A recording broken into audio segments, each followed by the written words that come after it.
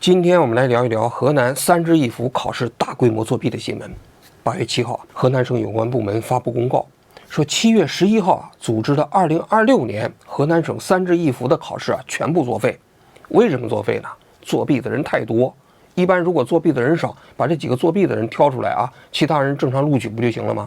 但这次说穷尽了所有办法，都没有办法彻底查清楚哪些人作弊了，所以整个考试干脆全部作废，补考将在8月22号进行。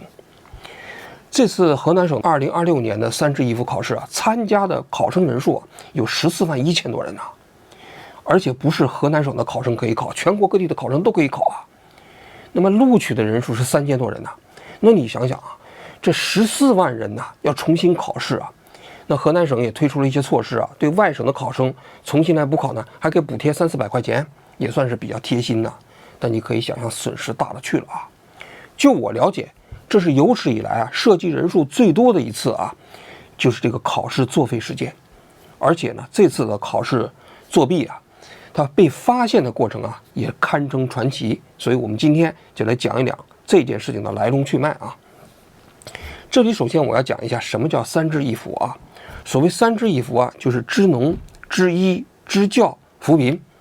这个活动呢是2006年宗主部、人社部还有卫生部、教育部等等7、8个部门呢联合推出了一项举措，就号召广大的大学毕业生到农村广阔的天地里发挥自己的才能，接受贫下中农的再教育当然不是说接受贫下中农的再教育，那是老毛时期搞的上山下乡嘛。现在的上山下乡要教育贫下中农，给你扶贫呢，给你支教是吧？这个实际上还是有区别的但不管怎么样你现在你要让大学毕业生去到农村去，广阔的天地里头没有人愿意去你跟老毛的时代不一样，老毛那时候一声令下都得去上山下乡谁不去把你抓起来？现在不一样了，现在你不能直接抓人了，你只能号召。你号召的话，你想想你这个工作有什么吸引力支农支教去干什么呀？到农村的教学点，到农村的医疗站，再不到乡镇这一级的政府里头去从事这个扶贫工作，肯定是吸引力不大。所以呢，就是这个工作刚刚开展的时候他就面临怎么吸引这些大学毕业生去从事这个工作。而且呢，我这里还补充一点这三支一扶的工作呢，平均服务期限是2年。这2年期间就是这些工作人员没有编制，而且呢，他们没有工资，只有一些补助金。这补助金呢，是大专生是1个月2500，大学毕业生呢是2600，研究生毕业呢是2700。你扣掉五险一金，一个月就拿2000块钱出头。说实在的这手脚大一点的大学毕业生钱都不够花。那你想想，什么人愿意去从事这个工作呢？所以这个三支一扶它后面有一些配套的福利，隐形的福利。什么福利呢？最重要的就是你这个三支一扶2年结束期之后它有一个非常光明的前景。首先是考公务员，公务员考试大家都知道那是特别难考现在的录取比例已经是100比1了但是呢，公务员考试中间呢，它有一项特殊的渠道，就是对这个三支一扶这个群体它拿出10%的名额，在这个群体中间来招生。那这个对于很多人就很有吸引力了。我考上三支一扶了我将来再考公务员的话，那我就不是跟所有人一起竞争了，我呢只是三支一扶这些人员中间，这里头有10%的保障名额那我可以曲线救国，对吧？这是一个方面。第二个方面呢，很多省市就是说你如果进了这乡镇的这些机构以后你2年服务期满之后，可以直接转编，转成有编制的、有事业编的这些工作人员。那大家都知道，现在就业形势这么紧张别看乡镇乡镇的事业编现在竞争也非常激烈能进这些机构里头，那也算是铁饭碗所以有了这样的配套措施之后这个三支一扶它吸引力就变大了。同时还有一些其他的福利比如说如果你要是不想干了，你考研给你加10分。然后如果你要是继续在政府工作里头你这2年的三支一扶期间算作连续的工龄。所以这么一来你别看现代版的这个上山下乡每年的竞争很激烈你就比如拿河南来讲河南是3河4省，大家都知道本来这个就业压力就大他今年准备录取的3支一扶的这个名额是多少呢？是3082名。那么报名的人数是多少呢？是141158人。大家可以算一下啊，平均45个人才录一个。你看现在上山下乡都这么多人竞争啊。那网上都有人说了，你看到了吗？就是到农村去打杂啊。你想你到乡镇能干什么？你去卫生院，你去乡政府里头，不就给人打杂吗？但打杂大家可以看一下，都这么大的竞争力。这里头啊，就是河南省这个啊，我刚才说的45个人录取一个，还只是个平均数，其中有些部门的竞争压力就更大了啊。安阳市文峰区有个劳动保障服务中心，他这次录4个人，一共有1152个人报名，那平均呢要200-300个人才能录一个啊。而郑州市郑东新区商都路办事处，它有个叫什么帮扶这个乡村振兴这么一个岗位啊，只录1个人，报名多少人呢？是762个人。这762个人才能录一个啊，这已经堪称国考的那个录取难度了。那为什么郑东新区这个录取比例这么低？你想想，它虽然说是3支一扶啊，但是郑东新区现在属于城市啊。你在城市里头，你搞帮扶这个岗位，你将来2年之后，如果能直接留在这个郑东新区的商都路的办事处里头，那这其实非常好的工作啊。所以你可以想象一下，762个人报名，竞争一个岗位，竞争惨烈啊。那么这个考试什么人可以报呢？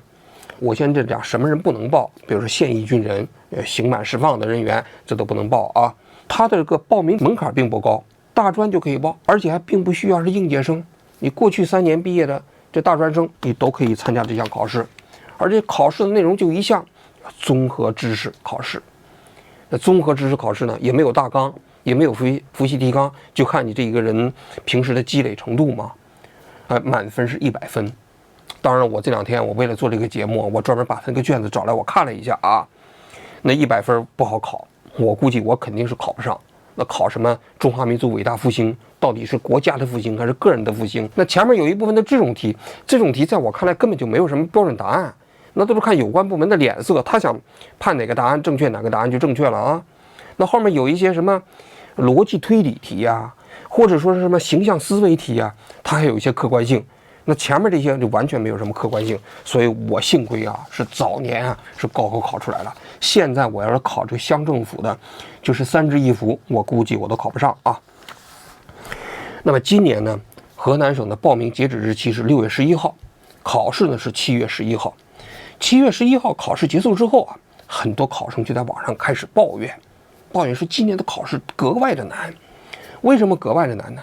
就是它考试中间加了不确定的这个选项，就是选项里头呢就有多个答案，这多个答案中间你多选少选，或者是你选错了啊，全都是不给分。这个跟过去不一样啊。过去你如果是多选题啊，比如说有3个正确答案，你选2个啊，给你点分，这次是完全不给分。所以很多考生啊，考完试之后都说完了，今年这个考试啊太难了。说能考上60分，那算是一大关。很多人都在预测啊，说今年考试的录取分数线不会超过60，而且还有长期培训的老师啊，在抖音上发视频。Hello， 各位宝子，3支一扶又难了。难的点主要在于我们今年的题型又进行了新的创新，增加了不定向的选择题。本来大家多选做的正确率都不是特别的高，又增加了难度更高的不定向，所以直接导致我们今年在多选，尤其是不定向方面的难度增加。就算是专门给大家培训的这老师去参加这个考试啊，能考70分就不错了。可见今年考试之难啊。7月24号成绩出来了，大家可以查分。然后呢，各个省辖市开始陆续公布啊这个面试入选的名单。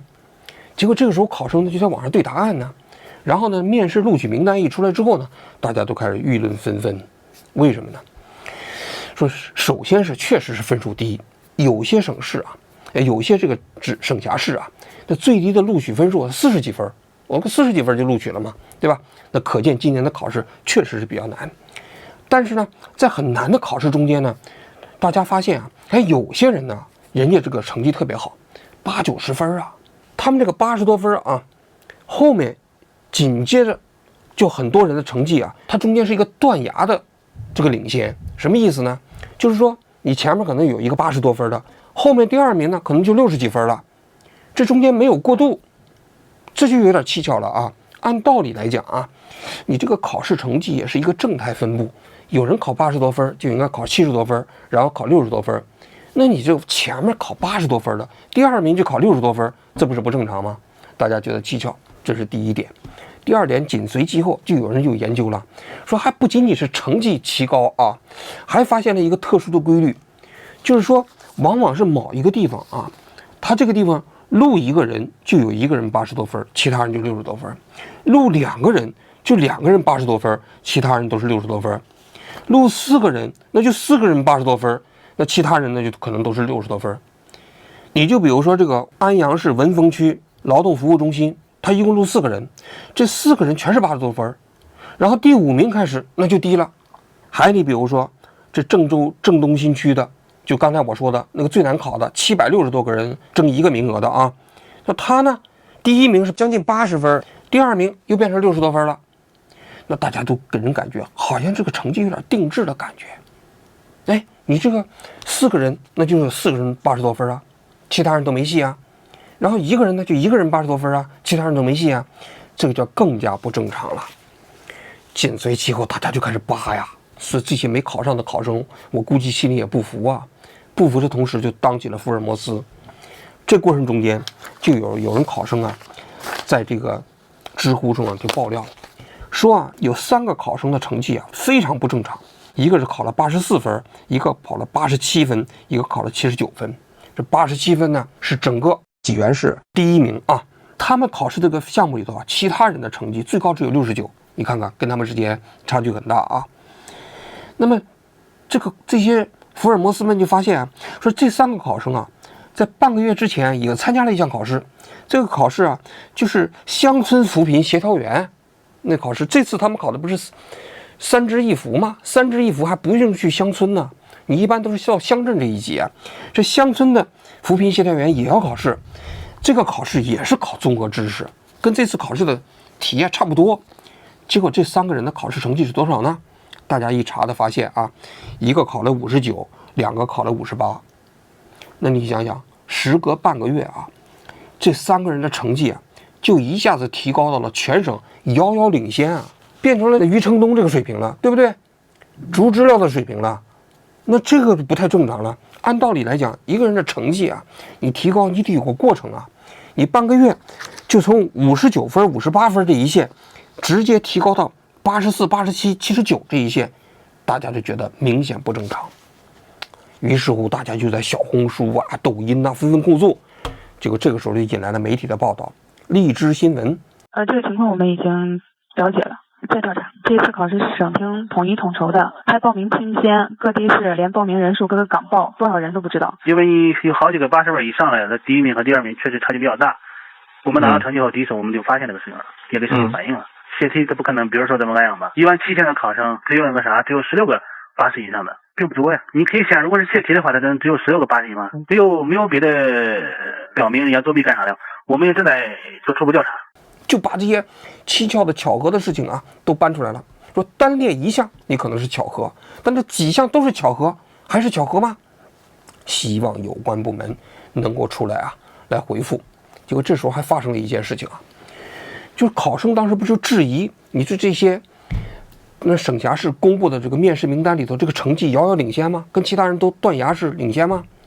结果有的省辖市啊，人家公布面试名单的时候干脆就不公布成绩了。你比如说平顶山市他那天公布的这个面试名单啊，只有面试名单的姓名、身份证号码，没有成绩。那有人考生就问了，那你们平顶山你们为啥不公布成绩呢？平顶山当时还说了，他说我们呢又不是我们组织的考试，都是省考试院组织的，我们地方没有什么能力公布这些成绩啊，你要查你们去省考试院去吧啊。那么这个考生就觉得更加不正常了。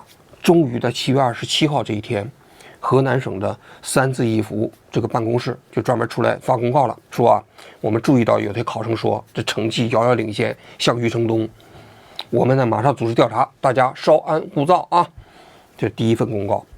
到7月28号的时候，郑州市的郑东新区啊，按道理来讲啊，他应该面试了，结果没面试，说推迟了。整个郑州市啊，所有的考生面试全部推迟。具体到什么时间开始面试呢？等通知。紧随其后呢，在7月28号这一天呢，工作组啊还发了一个通告，说啊，就是有些省辖市啊没有公布面试名单的成绩，这不行，不符合公开透明的原则，要求在7月30号之前，所有入选的考生啊，你都必须公布成绩，要公开透明嘛，接受全社会的监督嘛。结果这一下子有意思的信息来了啊，到7月30号啊，此前公布那些入选名单的那些省市啊，又开始重新公布了。这一公布啊，区别可大了。你比如说平顶山市啊，它此前啊一共公布的入选名单呢是576人，没有成绩啊。结果呢，它在7月30号不是又公布了一个入选名单吗？这次入选名单人少了，变成了471人，减少了105人。那你也很奇怪啊，那你此前你576个人入选了，那你在重新一公布成绩的时候就变成471个了，那这105个人跑哪儿去了？不上了，好不容易考试啊。然后不光是平顶山啊，其他这些省辖市啊，重新公布的这些名单里头啊，通通都出现了大幅人员减少的现象。比如说安阳重灾区啊，497个人，第一次公布的啊，第二次变成了470个人，少了27个。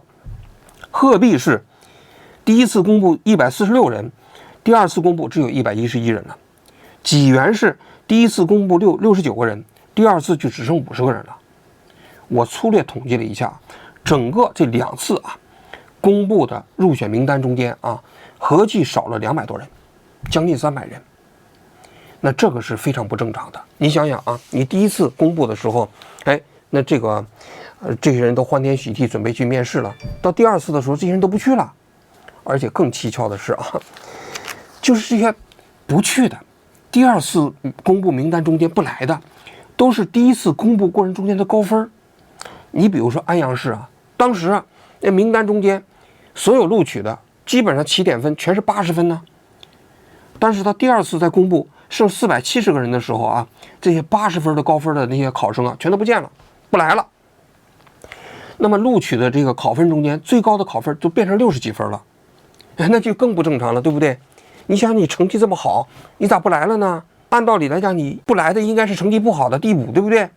结果呢，整个这次啊后续公布的名单中间不来的通通是此前啊那些高分。你比如说郑州市当时啊有5个高分的考生啊，这5个高分的考生全都是啊80几分。你比如说啊，那个叫王旭彤的，就是那郑东新区的，考了84分，第二次不来了。然后呢，还有几个啊，姓贾的、姓张的、姓陈的，分别是大概有是79分、88分、88分，一共5个人，全都是79分、88分的，都不来了。那大家都质疑啊，那你都不来了，这说明什么？说明他肯定是这些人就自己觉得自己是作弊的，一看呢要重新公布成绩了，要审查了，慌了，干脆自己先不来了嘛。那么这个是已经是昭然若揭了。到8月2号的时候啊，那有关工作组呢就发布了第3波通告，说我们查了，确实发现有作弊的，而且呢省考试院的工作人员呢也已经被停职了。这是8月2号，大家第一次确认，就这次考试过程中间有人作弊，而且是大规模作弊。到8月7号的时候呢，又发布了一个公告，这个公告里头呢又提供了更多的信息，说啊这犯罪分子啊买通了这些考试院的组织考试的人员，在考试之前啊就拿到了考试卷，组织枪手进行答题，答题之后人家还想得很缜密啊，并没有把答案提前告诉考生啊，让他们背下来啊。考试过程中间点对点的通过这种传输设备啊传给了那些买答案的考生，说现在的犯罪嫌疑人已经抓起来了，现在正在追查啊。然后同时还公布了啊，说是这个监考人员有违纪的啊，我们已经把他行政警告了，行政记过了。同一天又公布了一个新闻，说这个作弊的考生我们也查了，说查了17条线索，最后确认呢有13名考生作弊，那就是给他记录诚信记录。那以后呢，河南省再考就是3支1扶这种事业编的考试都不能参加了。那么紧随其后就宣布嘛8月22号这天啊，要重新进行考试。我简单算了一下，这次重考的直接经济损失啊，要上亿人民币。你就比如说，你这么多考生啊，你给他们补贴300-400块钱，你算一下14万考生多少钱啊？另外一个考试，你这卷子要重新印刷呀，你组织考试啊，你要考监考人员，你都得发钱呐。所以这应该是新中国成立以来啊，因为作弊所导致的政府损失最大的一次。接下来我就来讲一讲我对这个事情的看法啊。首先第一点啊，我通过这些零星的这些信息啊，我能拼凑出来这次他们作弊的这个过程啊。他们这个作弊的主体啊，就是这个市场上的那些组织考试的培训机构。这当地啊，这个工作组里头啊，还讲了关于补考的说我们没有大纲，大家不要信那个培训机构。大家一听就知道了，培训机构是这次组织作弊的一个这个主犯。他们呢买通了这个考试院的工作人员，拿到了答案。拿到答案之后呢，然后呢，他们在市场上一般来说啊，就搞报班，我给你保过，你到我这来培训，培训的内容我们过去的试题库给你做，但你真想过的话，你交钱。你交钱之后我给你保过。整个这个买卖路线是这样的，为了能进这个事业编呢，为了能进公务员考试啊，很多人是愿意花血本的。那前几年那个我看到最高人民法院公布的案例里头，那为了考公务员考试找人替考，一个人都直接给10-20万块钱啊。所以你就知道这个考试的培训机构现在在很多地方已经沦为了这考试作弊的组织机构。这次不是说已经把他抓起来了吗？所以就整个考试的作弊过程大概就是如此。那么为了让这个作弊过程非常顺利呢，他们也买通了一些现场的监考人员。因为现在现场监考都搞屏蔽器啊，你屏蔽的过程中，那你这个电子东西你要发射过去啊，这个东西不容易。那有人就问了，他能拿到这个答案了，他为什么不直接考试之前就给考生呢？考试之前给考生啊，这个事情特别容易露馅儿。因为你给了 A 考生，那 A 考生之后，那他给 B 考生呢 ，B 考生再给 C 考生呢。过去啊，经常有这样的案例啊，就是因为考前拿到答案之后啊，把这个答案先给了考生，然后考生互相之间一传，结果呢就露馅了。最后考试的成绩啊，结果大家全都是考100分、99分，然后最后呢，正常考试的考生呢都变成了60几分，结果呢，那考199分的那些人呢，好像比考60分的人还要多。那太不正常了，是吧？所以人家现在犯罪分子啊，也吸取经验教训了，考前不能把答案给考生，必须在考试中间用点对点的方式把答案传给考生。所以他就需要监考人员的配合，让这个监考人员在这个考场里头不能搞屏蔽，一旦搞屏蔽的就不行了啊。所以你可以看整个作弊的过程肯定就是如此。不信等大家啊，最后调查结果出来看看我说的对不对啊？这是第一点。第二点，我觉得涉及到这个处理公布的结果有点扯。首先是认定了有13名考生作弊，那这个谁信呢？你一个14万人的考试啊，只有13个考生作弊，那你还需要重考吗？我刚才不是讲了吗？后来再重新进行公布成绩，重新公布面试名单的时候啊，那少的这些人都是什么人呢？那平顶山一下少了105人，那安阳市少了27个人，少的这些人不就是作弊的吗？他自己一看害怕了，不来了吗？那加起来200-300人了，就光是入选面试名单的就200-300人，那还有很多人作弊了，还没入选面试名单呢。那你想想，最后你只认定15个人作弊，那这个我觉得啊，这个实在是这个数字啊，有点欺负人的智商。所以啊，我觉得这当地政府的处理方式叫做有公开没有透明。而且这13名考生，你为什么不公布名字啊？你公布名字了，让大家对一下。你这个安阳市那几个考生，对不对？如果是你对出来的，那还有很多其他的呢，80几分的呢，大家就会继续质疑啊。你现在也不公布姓名，但是呢，几百名考试中退考了，不去面试了，这个大家就没办法质疑了嘛。所以我觉得这个肯定是不对的啊。这第二个方面，第三个方面，对这个国家公职人员的处理太轻了。他这里讲了，监考的这些人员啊，行政记过、行政警告就是如此。但在我看来啊，这不属于组织考试作弊罪的共犯吗？当然，主犯是那些就是那培训机构的人啊，他去买答案，他组织啊，这么。但是呢，你现场你不给人屏蔽，你知道这个考场里头有人作弊，然后你配合他，这不就是共犯吗？按照我们国家刑法规定啊，组织考试作弊罪可以判处3年以下有期徒刑啊，严重的可以判处3年到7年有期徒刑啊。为什么不抓起来啊？那有些人就说了啊，3支1扶的考试啊，它不是国家组织的考试，它到底算不算这刑法啊覆盖的范围啊有争议？我觉得既然有争议的话，那你为什么把人家那培训机构的人抓起来了，而且说他涉嫌刑事犯罪啊？那既然他涉嫌刑事犯罪，那你这个国家公职人员为什么就不涉嫌犯罪了呢？就只行政警告呢？那这个显然是说不通。而且我也不知道啊，省考试院的人员卖给这些人的这个答案的人啊，这个试卷的人呢，你现在你到底怎么处理了？你难道这些人也是行政记过吗？只是停职吗？那就太说不过去了。这个东西得严刑峻法。考试啊，是我们国家啊社会公正的最后一道防线。你要知道啊，河南作为3河市省啊，这普通的大学毕业生的就业压力何其艰难呐！我这里有个数据啊，2026年大学毕业生1270万，跟这个10年前相比啊，直接提升了66%。你想想，考试啊、就业啊，对他们来说啊，这都是进入社会中间的一个救命稻草啊。全省只录取3000多人，对于3河4省的考生来说，对于那些没有社会关系的考生来说，这不就是他们能够进入体制的独木桥吗？结果在这个过程中间，如果公正性得不到保障，那你想想，大家不是社会是绝望吗？那在这个过程中间，你这个知法犯法、监守自盗，这些东西实际上是最难查的。为什么？你就算你在考场外面你搞了多重屏蔽器，如果要是内鬼出了，那他其实啊，你怎么你都查不到，对吧？所以这个案子本身它不是说什么高科技。你这个事情发生之后啊，我当时就在想，按道理来讲，这么大的一个这个明显的作弊啊，通过大数据分析都能分析出来这个考试的成绩有问题。结果为什么有关部门没有通过大数据的分析来锁定这个考试成绩可疑呢？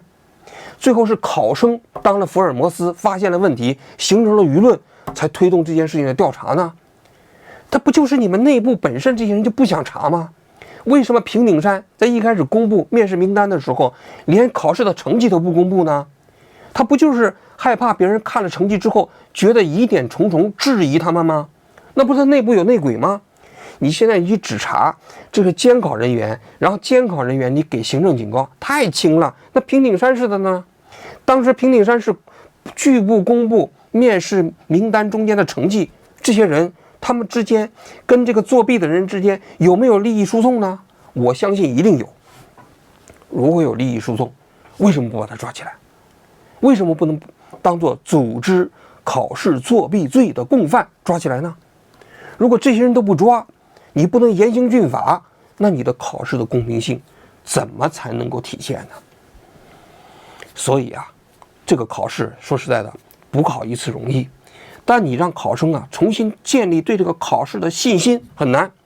你比如说，现在很多人说了，你这一次你是把他们抓起来了，但这些人是今年才开始犯罪的吗？不会吧。跟省考试院的人勾结，是今年才开始勾结的吗？不会吧。过去10年最好都倒查一下，因为很多作弊的人通过作弊的方式进入到体制内，那将来怎么为人民服务啊？他见到了贫下中农，他还不得把我们这些贫下中农欺负死啊？你想想，他们内心本身就是靠欺骗进入的体制内，他不得大捞一笔啊？思想观念本身就有问题。但是现在有关部门面对这个呼声完全没有回应，所以啊，在我看来啊，这件事情现在的处理，有关部门仍然没有回应，就是广大考生对这起事件的认真查处的这些需求。你只是重新进行补考，补考说明什么？补考就说明你这个摊子太烂了，烂得到你们自己都没办法区分了。但真正要解决这个问题，除了补考之外，需要做的事情，在我看来还很多啊。好了，我今天就讲到这里，谢谢各位。